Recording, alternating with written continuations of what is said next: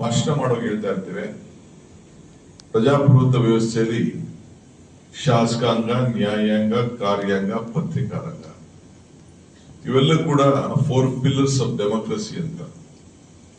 ಒಂದ್ ಕಡೆ ಶಿಕ್ಷಕ, ಒಂದ್ ಕಡೆ ರೈತಕ,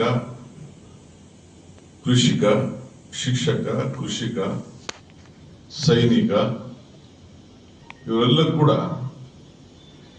ಸರ್ಕಾರದಲ್ಲಿ ಎಲ್ಲ ಒಬ್ಬೊಬ್ರು ಒಂದೊಂದು ಪಿಲ್ಲರ್ಗಳಾಗಿ ಸಮಾಜದಲ್ಲಿ ನಾವು ಕೆಲಸ ಮಾಡಿಕೊಂಡು ನಾವೆಲ್ಲ ಬದುಕ್ತಾ ಇದ್ದೇವೆ. ಇವತ್ತು ನಾನು ಮುಖ್ಯಮಂತ್ರಿಯಾಗಿ ಇಲ್ಲಿಗೆ ಬಂದು ಕೂತಿರುವುದು ನನಗೆ ನನ್ನ ಇತಿಹಾಸ ಪುಟದಲ್ಲಿ ನಾವು ಏನು ಇಲ್ಲಿ ಬಿಟ್ಟು ಹೋಗ್ತೀವಿ ಅನ್ನೋದು ಮುಖ್ಯ.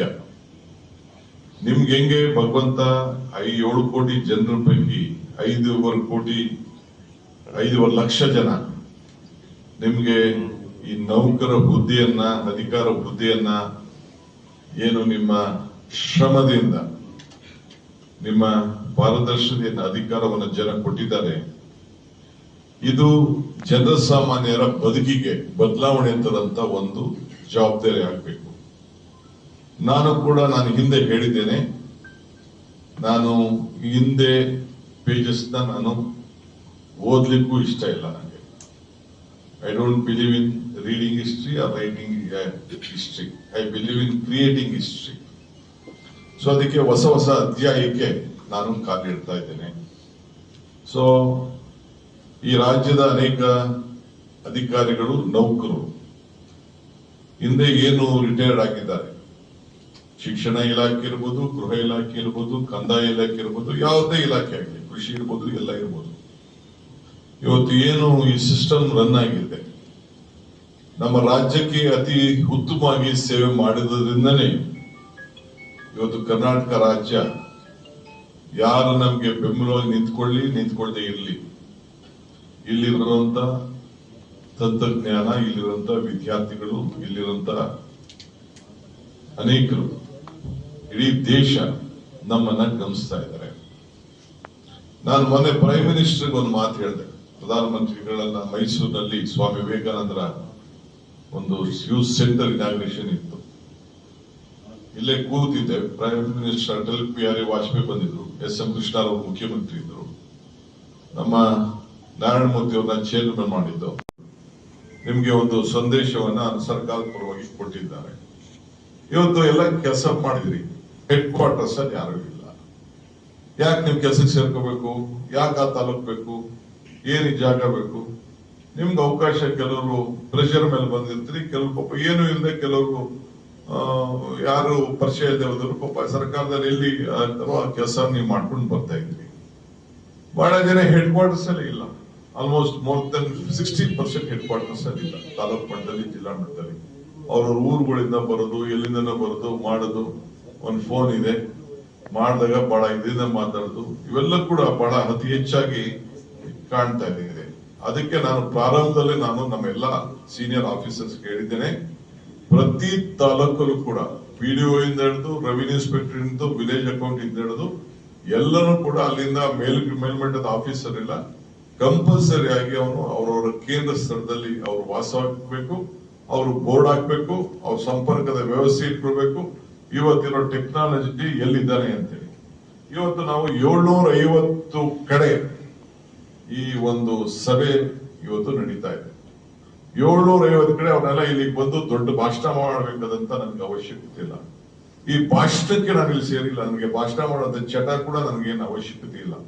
ಬಟ್ ನಾನೊಬ್ಬ ರಾಜ್ಯದ ಒಬ್ಬ ಪ್ರಮುಖನಾಗಿ, ಒಬ್ಬ ಪ್ರಮುಖ ನೌಕರನಾಗಿ, ನಾನು ನನ್ನ ಅಭಿಲಾಷೆ ಏನಿದೆ, ನಮ್ಮ ಸರ್ಕಾರ ಚಿಂತನೆ ಇದೆ, ನಮ್ಮ ಸರ್ಕಾರ ಮಾರ್ಗದರ್ಶನ ಇದೆ, ಮುಂದಿನ ದಿನದಲ್ಲಿ ನೀವು ಯಾವ ರೀತಿ ಹೋಗ್ಬೇಕು ಅಂತ ಹೇಳಿ ನಿಮ್ಗೆ ನಾನು ಮನವಿ ಮಾಡಬೇಕು ಅಂತ ಹೇಳಿ ನಾನು ಇಲ್ಲಿ ನಿಂತಿದ್ದೇನೆ. ನನ್ನ ಭಾಷೆ ಯಾವ ರೀತಿ ಬೇಕಾದ್ರೂ ಉಪಯೋಗಿಸ್ಕೋಬಹುದು. ಆ ಭಾಷೆಯಿಂದ ಏನೋ ಪ್ರಯೋಜನ ಆಗ್ತಿಲ್ಲ. I believe human relationship. ನನಗೆ ಜಾತಿ ಬಗ್ಗೆ ನಂಬಿಕೆ ಇಲ್ಲ. ನನಗೆ ಇವತ್ತು ಧರ್ಮ ಯಾವ್ದು ಬೇಕಾದ್ರೂ ನೀವು ಆಯ್ಕೆ ಮಾಡ್ಕೋಬಹುದು, ನೀವು ಯಾವ ಧರ್ಮದಲ್ಲಿ ಬೇಕಾದ್ರೂ ಇರ್ಬೋದು. ನನ್ನ ಪೋಸ್ಟಿಂಗ್ಸ್ ಕೊಡುವಾಗ ಮತ್ತೊಂದು ಕೊಡ್ಬೇಕಾದ್ರೆ ನಾನು ಇದನ್ನೆಲ್ಲ ಸಮಾನತೆ ಇರಬೇಕು ಅಂತ, ಸೋಷಿಯಲ್ ಜಸ್ಟಿಸ್ ಇರಬೇಕು ಅನ್ನೋ ಒಪ್ಪು ಅನ್ನೋದು ಇದು ನಮ್ಮ ಮೂಲ ಸಿದ್ಧಾಂತ. ಇದು ನಾನು ಅಧಿಕಾರದಲ್ಲಿರುವಂತಹ ಒಂದು ಪಕ್ಷದ ಒಂದು ಮಾರ್ಗದರ್ಶನ ಇದು. ಸೊ ಎಲ್ಲರೂ ಕೂಡ ಸಮಾನತೆಯಿಂದ ನಾನು ನೋಡಬೇಕು ಅನ್ನೋ ದೃಷ್ಟಿಯಿಂದ, ಆದ್ರಿಂದ ನಿಮ್ಮ ಸ್ಪಂದನೆ, ನಿಮ್ಮ ನಡವಳಿಕೆ ಕೂಡ ಪ್ರತಿಯೊಬ್ಬರು ಕೂಡ ನಮ್ಗೆ ಹೆಂಗೆ ಮಾರ್ಕ್ಸ್ ಕಾರ್ಡ್ ಆಗ್ತದೋ 5 ವರ್ಷಕ್ಕೊಮ್ಮೆ ಮಾರ್ಕ್ಸ್ ಕಾರ್ಡ್ ಅಲ್ಲಿ ನಮಗೂ ಕೂಡ ನಂಬರ್ ಆಗ್ತಾರೋ ಜನ, ಆ ರೀತಿ ನಿಮ್ಗೂ ಕೂಡ ಹಾಕುವಂತ ಶಕ್ತಿ ನಿಮ್ಮ ಹಿರಿಯರಿಗೂ ಕೂಡ ಇದೆ, ಹಿರಿಯ ಅಧಿಕಾರಿಗಳಿಗೂ ಇದೆ, ನಮಗೂ ಇದೆ ಅನ್ನೋದು ಕೂಡ ತಾವು ಗಮನದಲ್ಲಿಟ್ಕೊಳ್ಬೇಕು. ತಾವು ಮನಸ್ಸನ್ನ ಬಹಳ ಶುದ್ಧವಾಗಿ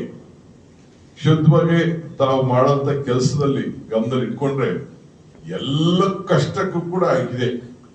ನಿಸ್ವಾರ್ಥ ಜನಸೇವೆ, ಪಾರದರ್ಶಕತೆ, ಇವತ್ತು ಇದನ್ನು ಗಮನದಲ್ಲಿ ಇಟ್ಕೊಂಡು ಈ ರೀತಿ ಅಧಿಕಾರವನ್ನು ಮಾಡಬೇಕು ಅಂತ ಹೇಳಿ ಈಗಾಗಲೇ ನಾವು ನಿಮಗೆ ಮಾರ್ಗದರ್ಶನ ಕೊಟ್ಟಿದ್ದೇವೆ.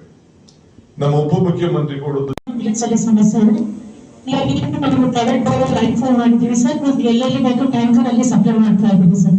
ಅದೇ ತರದಲ್ಲಿ ಈಗ ಕ್ರಾಪಿಗೆ ತಗೊಳಕ್ ಹೋದ್ರೆ ಸರ್ ನಮ್ಮಲ್ಲಿ 99,000 ಹೆಕ್ಟರ್ಸ್ಗೆ ನನಗೆ ಸ್ವಯಂ ಆಗಿರುತ್ತೆ 31% ಮಾತ್ರ ಸರ್. ಅದ್ರಲ್ಲೂ ನನಗೆ 25,000ದಲ್ಲಿ ಕ್ರಾಪ್ ಲಾಸ್ ಆಗಿದೆ ಸರ್. ಈಗ ಆಲ್ಮೋಸ್ಟ್ ನಮ್ಮ ಇನ್ಶೂರೆನ್ಸ್ ಮಾಡಿಸಿದ್ದೀನಿ ಸರ್. ಕ್ರಾಪ್ ಲಾಸ್ ಎಸ್ಟಿಮೇಟ್ ಮಾಡಿದಿರಾ? ಇನ್ಶೂರೆನ್ಸ್ ಎಷ್ಟು ಮಾಡಿಸಿದಿರಾ ಸರ್? ಇನ್ಶೂರೆನ್ಸ್ 13 ಸ್ಕ್ರೀನ್ ಮೇಲೆ ತಗೊಳ್ಳಿ. ಯಾರಿದ್ದಾರೆ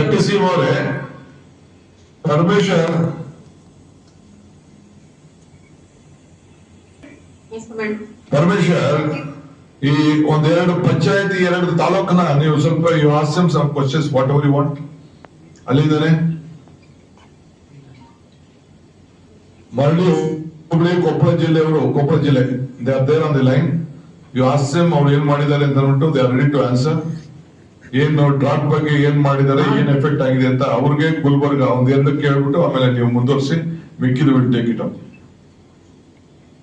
ನಗರದವರು, ಚಾಮರಾಜನಗರದವರು ಬಹಳ ವರ್ಸ್ಟ್ ಸಿಚುವೇಶನ್ ಅಲ್ಲಿ ಇದೆ.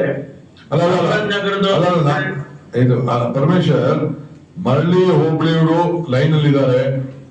ನೀವು ಅವ್ರ ಹತ್ರ ಮಾತಾಡಿ ಆಮೇಲೆ ಚಾಮರಾಜನಗರ ಬರೋಣ. ಫಸ್ಟ್ ಮಾಡಿ ಶಿ ವಾಂಟ್ ಟು ಆನ್ಸರ್. ಹೆಣ್ಮಗಳು ನಿಂತ್ಕೊಂಡಿದ್ದಾರೆ, ತಹಶೀಲ್ದಾರ್ ಇರ್ಬೇಕು ಅಂತ ಕಾಣ್ತದೆ. ತಹಶೀಲ್ದಾರ್ ನಮ್ಮ ನೀನು? ಹೌದು ಸರ್. ನೀವು ಮಾತಾಡಿ ಪರಮೇಶ್ವರ್. ಹೇಳಿ ತಹಶೀಲ್ದಾರ್, ನಿಮ್ಮಲ್ಲಿ ಏನ್ ಪರಿಸ್ಥಿತಿ ಇದೆ, ಬರದ್ದೇನ್ ಪರಿಸ್ಥಿತಿ ಇದೆ ಹೇಳಿ. ಸರ್ ನಮಸ್ತೆ ಸರ್. ನಮ್ಮಲ್ಲಿ ಜೂನ್ 1 ಇಂದ ಈವರೆಗೂ 177.7 ಅಡಿಕೆ ಮಳೆ ಆಗ್ಬೇಕೇ ಆಗಿತ್ತು ಸರ್. ಆದ್ರೆ 46.4 ಅಷ್ಟೇ ಮಳೆ ಆಗಿದೆ ಸರ್. 74% ತೀವ್ರ ಕೊರತೆ ಆಗಿದೆ ಸರ್ ಮಳೆದು. 25,000 ಹೆಕ್ಟರ್ ಅಲ್ಲಿ ಬಿತ್ತನೆ ಆಗ್ಬೇಕಾಗಿದ್ದು ಕೇವಲ 9,283 ಹೆಕ್ಟರ್ ಬಿತ್ತನೆ ಆಗಿದೆ ಸರ್. 37% ಮಾತ್ರ ಆಗಿದೆ. ಇವತ್ತು ICC ಮೀಟಿಂಗ್ ಇದೆ ಸರ್ ತುಂಗಭದ್ರದ್ದು. ಅಲ್ಲಿ ಏನಾದ್ರೂ ನೀರ್ ಬಿಟ್ರೆ ಬಿತ್ತನೆ ಜಾಸ್ತಿ ಆಗ್ಬಹುದು ಸರ್. ಬೆಳೆಲ್ಲ ಫುಲ್ ಒಣಗಿ ಹೋಗಿದೆ ಸರ್. ಇಲ್ಲಿವರೆಗೂ ನೀವೇನ್ ಕ್ರಮ ತಗೊಂಡಿದ್ದೀರಾ? ಸ್ಟಾಟಿಸ್ಟಿಕ್ಸ್ ನಮ್ಮ ಹತ್ರನೂ ಇದೆ, ಬಂದಿದೆ ನಮ್ಗೆ. ಆದ್ರೆ ನೀವೇನ್ ಕ್ರಮ ತಗೊಂಡಿದ್ದೀರಿ, ರೈತರಿಗೆ ಯಾವ ತರ ನೆರವು ಕೊಟ್ಟಿದ್ದೀರಿ ಅಂತ ಅನ್ನೋದನ್ನ ಹೇಳಿ ಸರ್. ಈಗೆಲ್ಲ ಯಾರು ಬಿತ್ತನೆ ಮಾಡಿ ಬೆಳೆ ಹಾನಿ ಆಗಿದೆ ಅವ್ರಿಗೆಲ್ಲ ಕ್ರಾಪ್ ಇನ್ಸೂರೆನ್ಸ್ ಮಾಡಿಸ್ತಾ ಇದೀವಿ ಸರ್. ಎಲ್ಲ ಕವರ್ ಆಗಿದ್ದಾರೆ ಸರ್. 4,112 ರೈತರಿಗೆಲ್ಲ ಕ್ರಾಪ್ ಇನ್ಸೂರೆನ್ಸ್ ಆಗಿದೆ ಸರ್. ಕ್ರಾಪ್ ಇನ್ಶೂರೆನ್ಸ್ ಆಗ್ಲಿ ಅಥವಾ ಕ್ರಾಪ್ ಫೇಲ್ಯೂರಿಗೆ ನೀವು ಡೇಟಾ ಕಲೆಕ್ಟ್ ಮಾಡಿ ಅದನ್ನ ನೀವು ಜಿಲ್ಲಾ ಮಟ್ಟಕ್ಕೆ, ರಾಜ್ಯ ಮಟ್ಟಕ್ಕೆ ಪ್ರಪೋಸಲ್ ಕಳ್ಸೋದಾಗ್ಲಿ, ಇವೆಲ್ಲ ಏನೇನ್ ಮಾಡಿದೀರಾ ಅಂತ ಸ್ವಲ್ಪ ಹೇಳಿ. ಕ್ರಾಪ್ ಲಾಸ್ ಹೆಂಗೆ ಎಸ್ಟಿಮೇಟ್ ಮಾಡಿದೀರಾ? ಗೈಡ್ಲೈನ್ಸ್ ಪ್ರಕಾರ ಕ್ರಾಪ್ ಲಾಸ್ ಹೆಂಗೆ ಎಸ್ಟಿಮೇಟ್ ಮಾಡಿದೀರಾ? ಹೌದು ಸರ್. more than 75% ಇರೋದಕ್ಕೆಲ್ಲ ಕ್ರಾಪ್ ಲಾಸ್ ಎಸ್ಟಿಮೇಟ್ ಮಾಡಿ ಕಳಿಸಿದ್ದೇವೆ ಸರ್. ಹೇಳಿ ಅದನ್ನ, ಎಷ್ಟು ಎಕರೆನಲ್ಲಿ ಕ್ರಾಪ್ ಲಾಸ್ ಆಗಿದೆ, ಅದಕ್ಕೆ ಯಾವ ರೀತಿ ನೀವು ಎಸ್ಟಿಮೇಟ್ ಮಾಡಿದ್ರ, ನಮ್ ಗೈಡ್ಲೈನ್ಸ್ ಪ್ರಕಾರ ಎಷ್ಟು ಮಾಡಿದಿರ ಅದನ್ನ ಹೇಳಿ. ಯಾವ ಬೆಳೆ ಇದೆ ಬೆಳೆ ಪ್ರಕಾರ ಮಾಡ್ಬೇಕಲ್ವಾ? ಯಾವ್ಯಾವ ಬೆಳೆ ಮಾಡಿದಿರ ಅದನ್ನ ಹೇಳಿ. ಮೇಜರ್ ಕ್ರಾಪ್ಸ್ ಯಾವ್ದು ನಿಮ್ಮಲ್ಲಿ? ಮೇಜರ್ ಭತ್ತ, ಮೆಕ್ಕೆಜೋಳ ಇದೆ ಸರ್. ಭತ್ತ ಎಷ್ಟು ಎಕರೆ ಇತ್ತು, ಅದನ್ನ ಎಷ್ಟು ಲಾಸ್ ಆಗಿದೆ, ಈಗ ನಿಮ್ಗೆ ಅದನ್ನ ಎಸ್ಟಿಮೇಟ್ ಹೆಂಗ್ ಮಾಡಿದಿರಿ? ಆಮೇಲೆ ಮುಂದೆ ಭತ್ತ ಈಗ ನೀರ್ ಬಿಡ್ತಾರೆ ಅಂತ ಹೇಳ್ತಾ ಇದೀರ, ನೀರ್ ಬಿಟ್ಟ ಮೇಲೆ ಏನು ಭತ್ತ ತಗೊಳ್ತೀರಾ ತಿರ್ಗಾ ಸೆಕೆಂಡ್ ಕ್ರಾಪ್? ಹೌದು ಸರ್, ನೀರ್ ಬಿಟ್ಟ ಮೇಲೆ ಭತ್ತ ತಗೊಳ್ತೀವಿ ಸರ್.